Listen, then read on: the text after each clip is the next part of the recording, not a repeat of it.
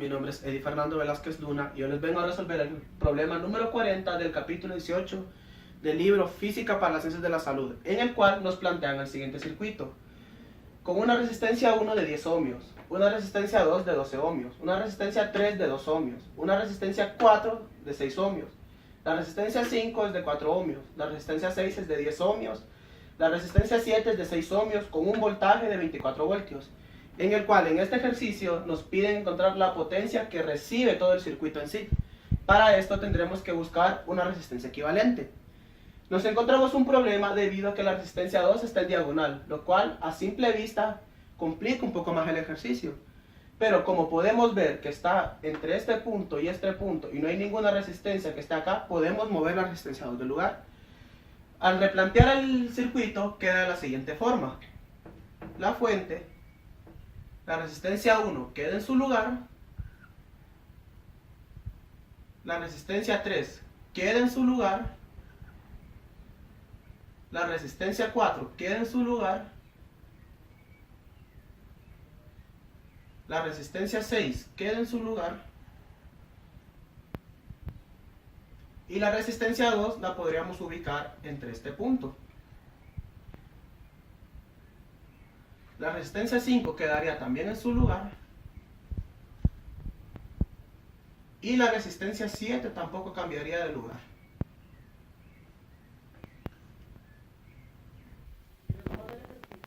Para continuar tenemos que buscar una resistencia equivalente entre 6 y 7 debido a que están en paralelo y entre 4 y 5.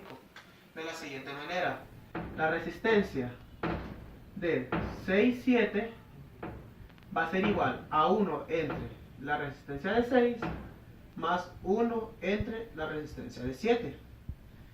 1 entre la resistencia de 6 y 7 va a ser igual a 1. La resistencia 6 es de 10 ohmios más 1 entre 6 ohmios.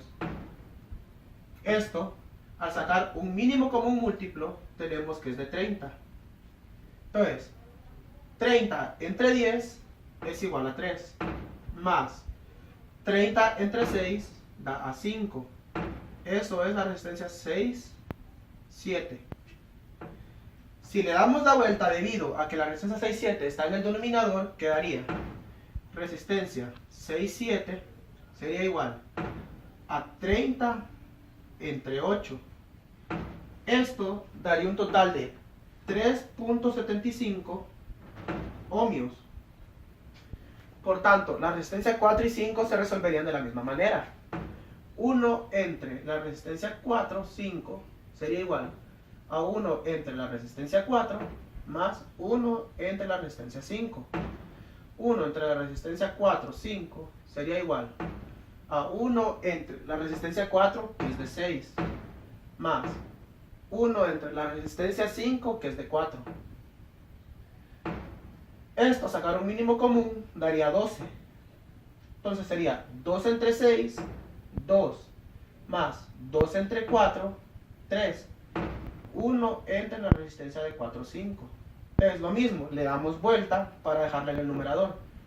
La resistencia 4, 5 sería 2 entre 5, lo cual sería 2.4. Redibujamos el circuito en este lado y quedaría la resistencia 1, la resistencia 3,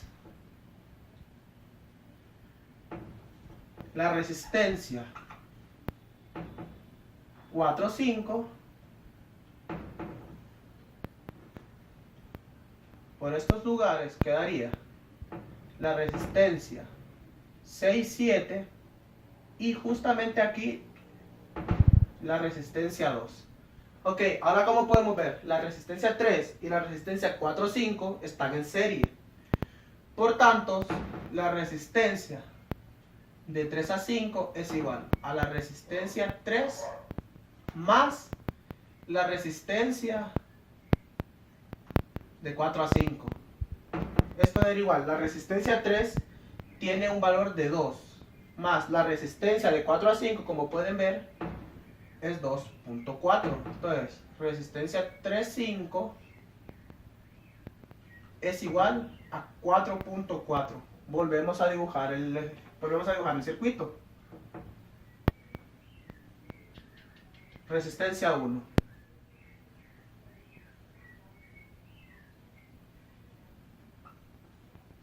Resistencia 2. Resistencia 6 a la 7.